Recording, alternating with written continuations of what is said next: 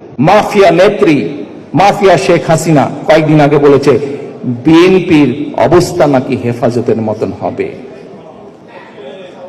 আজ এই মঞ্চে দাঁড়িয়ে আমি কয়েকবার বলেছি যে যেদিন ইনশাল্লাহ বাংলাদেশে জনগণের সরকার প্রতিষ্ঠিত হবে সেই দিন ওই বিডিআর হত্যাকাণ্ডের বিচার হবে। আজ শেখ হাসিনা স্বীকার করে নিল যে হেফাজতে যে মানুষগুলোকে সেদিন হত্যা করা হয়েছিল সেই হত্যার নির্দেশদাতা সে। কাজে আজ এই মানুষগুলো আপনাদের সকলের সামনে আমি বলতে চাই, এই হেফাজতের মানুষগুলোকে হত্যার বিচারের দায় শেখ হাসিনাকে নিতে হবে। প্রিয় ভাই বোনেরা, দুদিন আগে এই মাফিয়া নেত্রী শেখ হাসিনা আরেকটি কথা বলেছে, বিএনপির সমাবেশে লাখো মানুষের অংশগ্রহণে যেভাবে মানুষ বিএনপি জাতীয়তাবাদী শক্তির ডাকে রাজপথে নেমে এসেছে, যেভাবে তাদের মসনদ কাঁপা শুরু করেছে, ভয় ভীত হয়ে বলেছে যে বেশি বাড়াবাড়ি করলে বলে খালেদা জিয়াকে আবার জেলে পাঠাবে। প্রিয় ভাই বোনেরা, খালেদা জিয়া আমার মা, আমি তার সন্তান।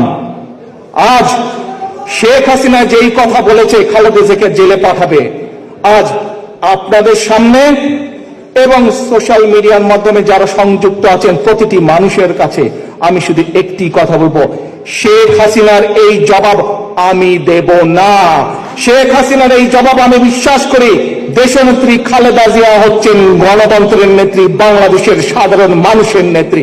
কাজেই হাসিনার এই কথার জবাব বাংলাদেশের মানুষ তাকে দেবে, এই জবাব আমি দেব না, এই জবাব আমি দেব না।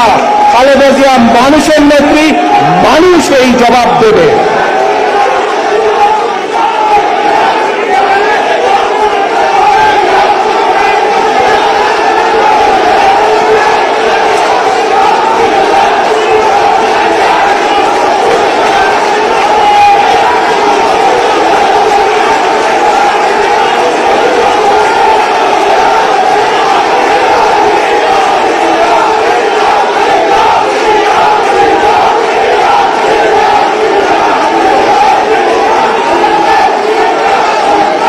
ষড়যন্ত্রকারীরা হচ্ছে বাংলাদেশের বিপক্ষ শক্তি।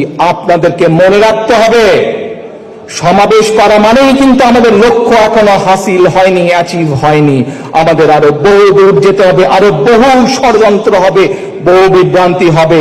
আপনাদেরকে এর জন্য প্রস্তুত থাকতে হবে বাংলাদেশের জনগণকে নিয়ে। আগামী দিনের